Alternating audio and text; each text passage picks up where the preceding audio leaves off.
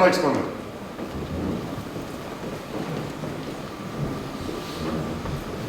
Մենք սահմանադրության այդ հատվածը պետք է մանրամասնենք եւ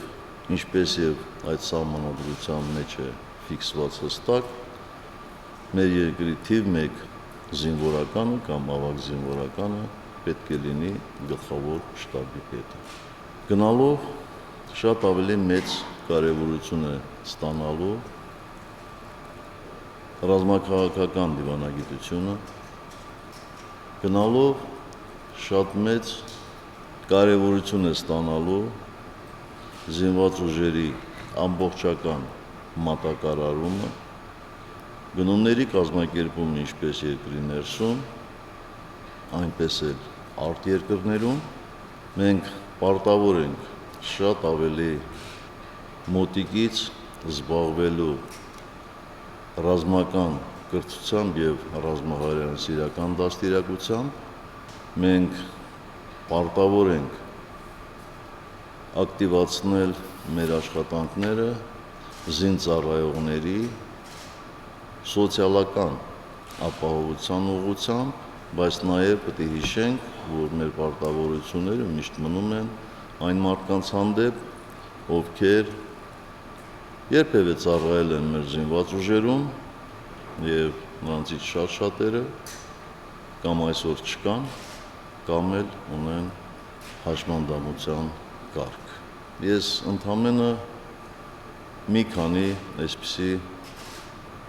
հատվածներ ասեցի, բայց պաշտպանության նախարարի ժամանակի առույցի բաժինը պետք է հատկացվի այս եւ նման այլ խնդիրների լուծմանը։ Եվ պաշտպանության նախարարը պետք է շատ քիչ զբաղվի զորքերի առօրյա գործունեությամբ։ Համոզված եմ, որ Վիգեն Սարգսյանը գիտակցում է պատասխանատվության աստիճանը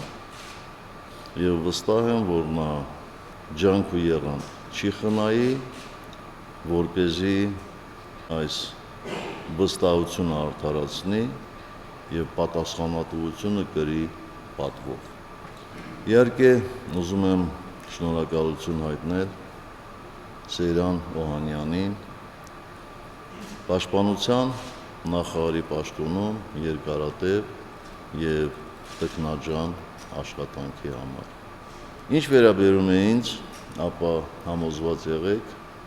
որ իմ դերակատարությունը, իմ մասնակցությունը, իմ հետաքրքրությունը չի պակասելու պաշտպանության նախարարության հանդեպ, ողջ զինված ուժերի հանդեպ։ Մեր հնարավորությունները գնալով ավելանալու են